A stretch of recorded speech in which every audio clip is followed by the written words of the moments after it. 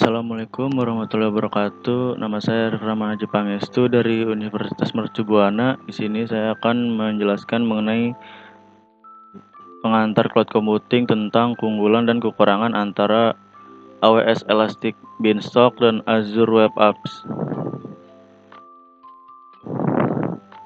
Yang pertama, kita akan membahas keunggulan dan kekurangan dari AWS Elastic Beanstalk. Keuntungan dari AWS Elastic Beanstalk. Yang pertama, langkah awalnya cepat dan mudah. Elastic Beanstalk adalah cara tercepat dan termudah untuk menerapkan aplikasi Anda di AWS. Anda cukup menggunakan AWS Management Console, repository Git, atau Integrated Development Environment seperti Eclipse atau Visual Studio untuk mengunggah aplikasi Anda, dan Elastic Beanstalk secara otomatis akan menangani perincian penerapan dari penyediaan kapasitas, load balancing, penskalaan otomatis, dan pemantauan kesehatan aplikasi. Yang selanjutnya tidak akan berlebihan. Elastic Beanstalk secara otomatis menaikkan dan menurunkan skala aplikasi Anda berdasarkan kebutuhan spesifik aplikasi Anda menggunakan pengaturan auto scaling yang mudah disesuaikan. Yang selanjutnya, produktivitas developer. Elastic Beanstalk menyediakan dan mengoperasikan infrastruktur dan mengelola tumpukan aplikasi atau platform untuk Anda, sehingga Anda tidak perlu menghabiskan waktu atau mengembangkan keahlian ini. Hal ini juga akan menjaga platform dasar yang menjalankan aplikasi Anda selalu sesuai dengan patch dan pembaruan terbaru. Yang selanjutnya, melengkapi kendali sumber daya.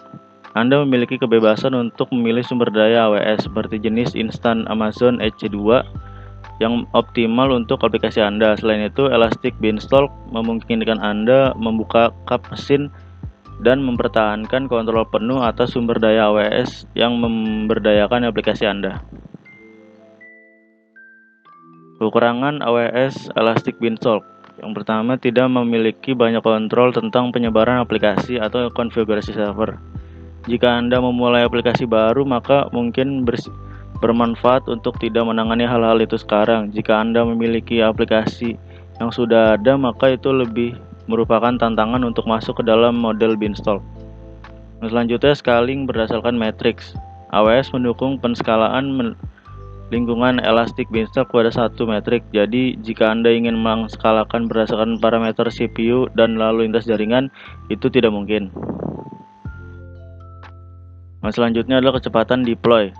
Penerapan akan memakan waktu setidaknya 5 menit dan terkadang sampai 15 menit. Untuk situs dengan hanya 2 front-end dengan lebih banyak server, penerapan bisa memakan waktu lebih lama. Selanjutnya kita akan membahas mengenai keunggulan dan kekurangan dari Azure Web Apps. Keunggulan Azure Web Apps. Yang pertama, pengembangan produktivitas tinggi.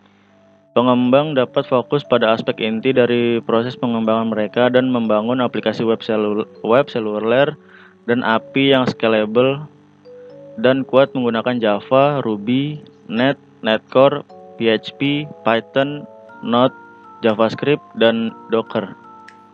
Selanjutnya, integrasi yang mudah. Cukup integrasikan Azure ke dalam kerangka yang ada dan nikmati fitur seperti integrasi berkelanjutan, debugging situs langsung, dan Microsoft Visual Studio IDE.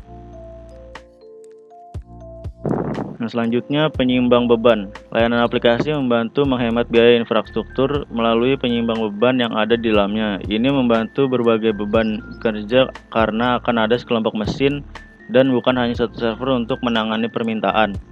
Untuk membuatnya hemat biaya untuk usaha kecil menengah. Yang selanjutnya, penskalaan sesuai permintaan.